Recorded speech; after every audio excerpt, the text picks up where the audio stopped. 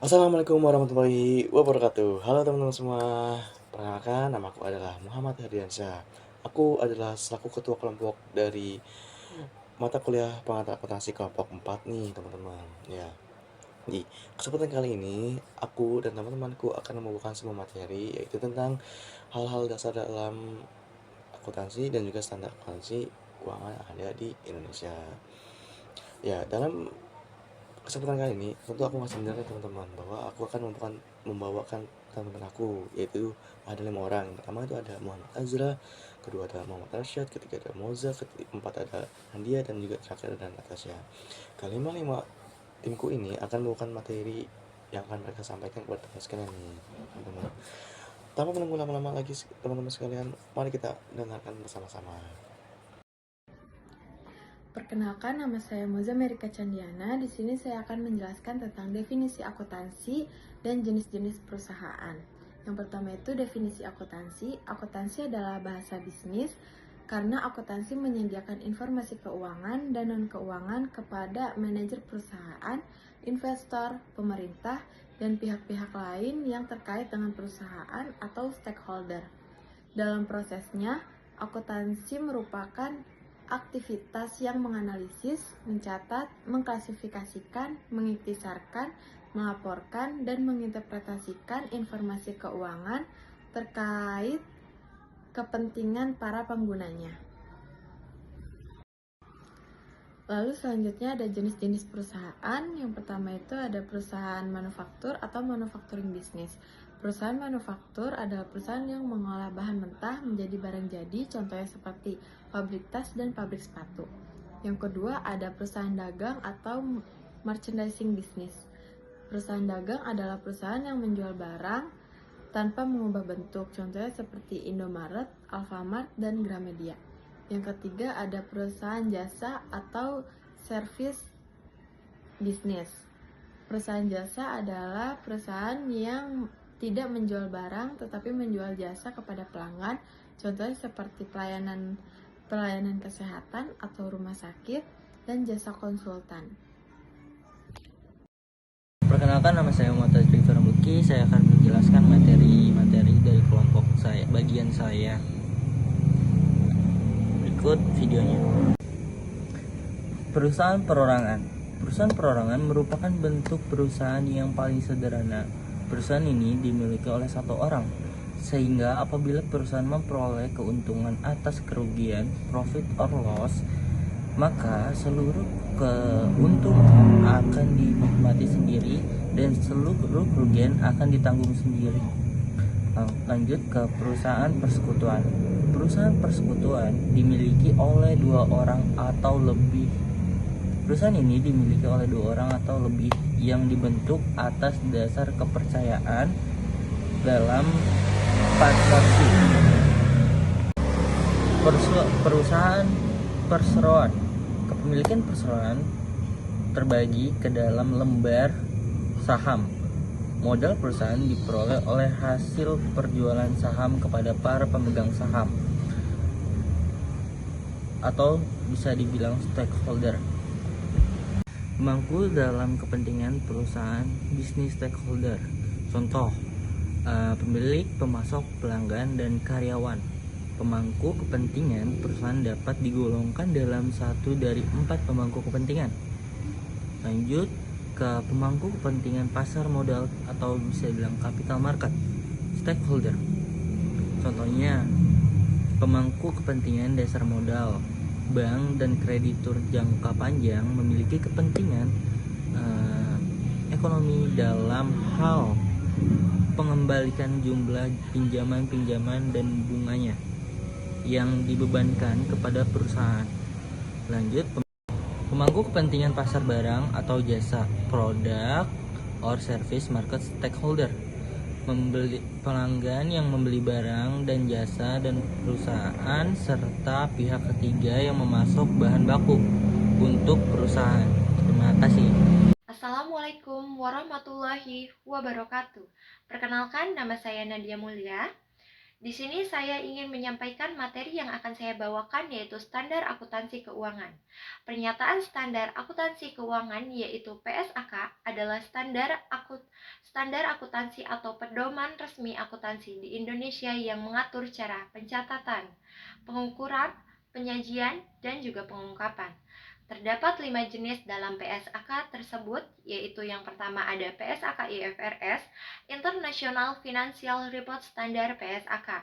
Dan yang kedua ada SAK etap, yaitu sekarang sudah menjadi SAKEP, adalah penyederhanaan dari standar akuntansi IFRS. Yang ketiga ada PSAK Syariah, adalah pedoman standar yang digunakan untuk lembaga-lembaga kebijakan syariah. Yang keempat ada SAP yang diterapkan untuk entitas dalam penyusunan laporan keuangan pemerintah pusat atau mungkin LKPP dan laporan keuangan pemerintah daerah atau mungkin LKPD. Dan yang kelima ada SAK EMKM. Selanjutnya ada prinsip reliabilitas atau objektivitas. Definisi prinsip reliabilitas adalah data yang biasa diverifikasi dengan mudah dikonfirmasi dengan data independen lainnya yang berkaitan tentang adanya pinjaman pada bank. Perkenalkan, saya Natasha Medan Fitrianti. Di sini saya akan menjelaskan tentang prinsip biaya perolehan. Prinsip biaya perolehan adalah prinsip akuntansi yang menyatakan bahwa aset dicatat sebesar biaya yang dikeluarkan untuk memperolehnya. Salah satu contohnya yaitu perusahaan membeli mesin dengan nilai mesin 100 juta, biaya akut 5 juta, biaya instalasinya 3 juta. Maka total keseluruhan yaitu 108 juta rupiah. Nah, nilai inilah yang dicatat dalam laporan keuangan, meskipun harga mesin dapat berubah di kemudian hari. Ada pula asumsi dasar akuntansi. Yang pertama asumsi entitas ekonomi, yang kedua asumsi kesinambungan usaha, dan yang terakhir ada konsep unit pengukuran. Mungkin cukup sekian dari saya. Wassalamualaikum warahmatullahi wabarakatuh. Assalamualaikum warahmatullahi wabarakatuh. Perkenalkan, nama saya Muhammad Rasyad Alfat Hanafi. Di sini saya akan menjelaskan mengenai persamaan dasar akuntansi. Persamaan dasar akuntansi adalah fondasi dari seluruh sistem akuntansi. Sistem berpasangan, di mana persamaan ini menunjukkan kekayaan perusahaan didanai. Rumus persamaan dasar akuntansi: aset sama dengan liabilitas ditambah ekuitas. Aset atau harta adalah sumber kekayaan atau semua kekayaan yang dimiliki perusahaan. Contohnya kas, perlengkapan, gedung, kendaraan, dan lain-lain. Yang kedua ada liabilitas atau hutang, kewajiban perusahaan kepada pihak luar atau kreditur. Yang ketiga ada ekuitas atau modal. Modal pemilik adalah uang atau aset lainnya yang disetorkan oleh pemilik perusahaan. Contohnya, jika sebuah perusahaan memiliki modal sebesar 50 juta dan meminjam uang sebesar 20 juta, maka total kekayaan yang dimiliki perusahaan tersebut sebesar 70 juta. Selanjutnya, jenis-jenis laporan keuangan. Laporan keuangan adalah hasil akhir dari serangkaian proses pencatatan dan pengikhtisaran dari data transaksi usaha. Jenis laporan keuangan yang pertama ada Statement of Profit or Loss atau laporan laba rugi, laporan yang menunjukkan kinerja perusahaan dalam menghasilkan keuntungan. Rinciannya berupa pendapatan dikurangi beban. Yang kedua, Statement of Financial Position, laporan yang menunjukkan posisi keuangan berupa aset, liabilitas, ekuitas pada periode tertentu. Yang ketiga, Statement of Equity atau laporan perubahan modal, laporan yang menjelaskan bagaimana perubahan modal pemilik perusahaan dalam satu periode, apakah bertambah karena laba atau berkurang karena rugi, dan pengambilan pribadi prive.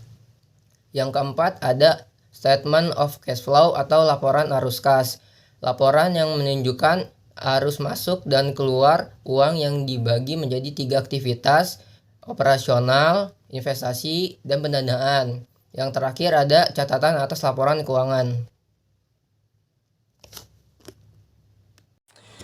Oke, kembali lagi dengan aku, yaitu dengan Muhammad Hadiansyah. Baik teman-teman sekalian, bahwa di kesempatan kali ini izinkan aku untuk membawakan materi yang akan aku sampaikan, yaitu terkait dengan definisi akun. Akun itu apa sih teman-teman? Bahwa dalam akuntansi, dalam akun itu pasti ada yang disebut juga chart of account, yaitu disebut COA ya, singkatannya COA. Nah, COA ini apa? Adalah sekumpulan jenis akun untuk pencatatan akuntansi nih teman-teman. Nah, pencatatan akuntansi ini apa sih akunnya? Itu fungsinya untuk menambahkan, mengurangi dalam sebuah aset, liabilitas, dan ekuitas dalam sebuah entitas yang ada di dalam bisnis. Oke, yang kedua itu ada namanya bentuk dan isi akun nih teman-teman, bahwa yang dapat teman-teman lihat juga di slide yang telah kami sajikan, yaitu terdapat 5 akun nih. Nah, dapat 5 akun ini adalah menggambarkan sebuah saldo normal yang ada dalam bentuk isi akun ini teman-teman, bahwa yang pertama itu ada cash, yang dimana di posisi debitnya itu bertambah teman-teman. Lalu di kreditnya apa? Di kreditnya berkurang, yang berarti cash ini saldo normalnya berarti di debit. Oke, yang kedua itu ada namanya liabilitas nih teman-teman, bahwa liabilitas itu bisa dilihat nih berbeda dengan cash, bahwa liabilitas ini bertambahnya di mana? Ya betul, bertambahnya di kredit, sedangkan di debitnya itu berkurang, yang artinya liabilitas ini saldo normalnya di kredit. Lalu yang ketiga itu ada namanya ekuitas nih teman-teman. Ekuitas ini adalah sebuah modal yang dikeluarkan oleh sebuah pemilik usaha bisnis, ya, yang dimana modal yang dimana ekuitasnya ini saldo normalnya ada di mana?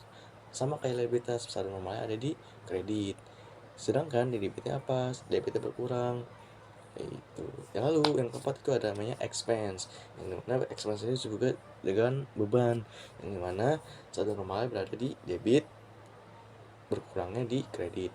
Jadi di debitnya bertambah, di kreditnya berkurang. Lalu yang terakhir itu ada apa? Terakhir itu ada namanya revenue. Revenue itu adalah sebuah pendapatan yang diterima oleh sebuah bisnis dalam operasional yang sedang berjalan. Nah, pendapatan ini saldo normalnya ada di kredit. Kenapa? Karena dia bertambahnya di kredit, lalu berkurangnya di debit. Seperti itu teman-teman sekalian. Nah, lalu yang ketiga itu ada apa? Yang ketiga itu ada hubungan akun real dengan akun raca. Nah, pasti teman-teman bingung nih, apa sih akun real itu? Akun real itu adalah sebuah jenis akun yang dikhususkan sifatnya itu tetap akan selamanya akan ada terus menerus. Nah, akun real ini posisinya ada di mana sebenarnya?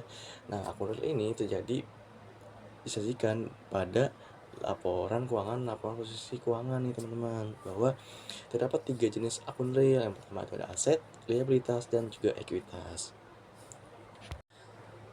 Nah, lalu yang terakhir itu ada namanya hubungan akun nominal dengan modal, yang dimana akun nominal itu adalah sebuah kelompok jenis akun yang dimana sifatnya itu hanya sementara teman-teman, beda nih dengan akun real yang sifatnya tetap akan selamanya akan ada.